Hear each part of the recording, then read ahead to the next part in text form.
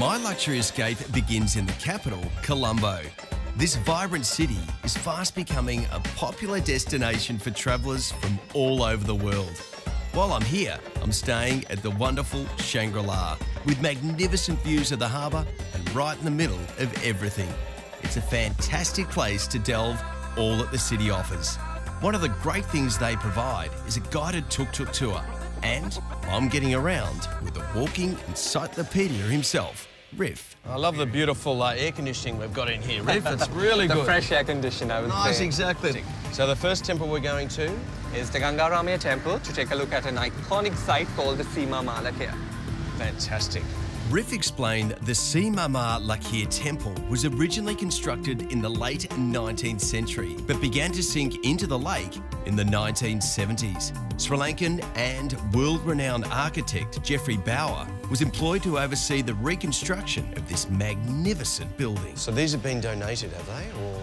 They are the most expensive. You'll have them all finished with diamonds and gold, and you'll have all kinds of finishing out here. Do you know how much these would be worth? Quite Millions a lot of money. Millions and sure. millions, I Yeah, can imagine. I'm very sure. Beautiful. The structure is made up of 3 floating platforms and is used by locals and travellers as a place of rest, relaxation and quiet meditation. These little ties are those wishes made by someone hoping that their wish at some point would come true. Nice. You never know. No, that's right. You never know.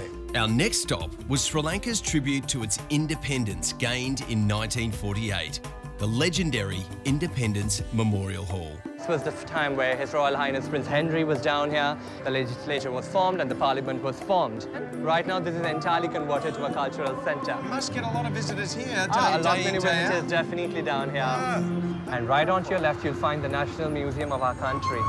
This is a very beautiful site. Very iconic building. This is the National Museum. That is a stunner of a building. The last stop on the tour was the spectacular Red Mosque, one of the oldest in Colombo. You can see our painting system. Every single brick is separately painted with red and white for the whole building by hands. By hand? That is the most extraordinary feature in this building. I hate painting a wall at home, let alone doing a whole building. My goodness. That's a magnificent feature, Isn't it? After enjoying a day of sightseeing, you've probably built up an appetite. Shangri-La certainly has a delicious range to choose from. Chef Deshan is cooking me a fabulous Sri Lankan traditional tuna dish with his own signature on it. We have a little bit of oil. Yep. To start us off with? Yeah. Beautiful. These are pandan leaves. I'm just going to use that as the lining so that the tuna doesn't get stuck on the clay. Oh, you're a smart man. A little bit of onion, and then a little bit of ginger. Oh, my favourite. And not too much. Bit of garlic on there as well. And then cloves, cardamom, and curry leaves. Curry leaves next. Fresh. Sashimi grade tuna. So the cubes of tuna. That looks amazing. So Sri Lankan curries are water-based. So we don't use much oil or ghee and stuff like that. Right. So much lighter. And this is a paste made out of this one. It's called goraka. Inside, and when you dry it, it becomes black. It's very sour.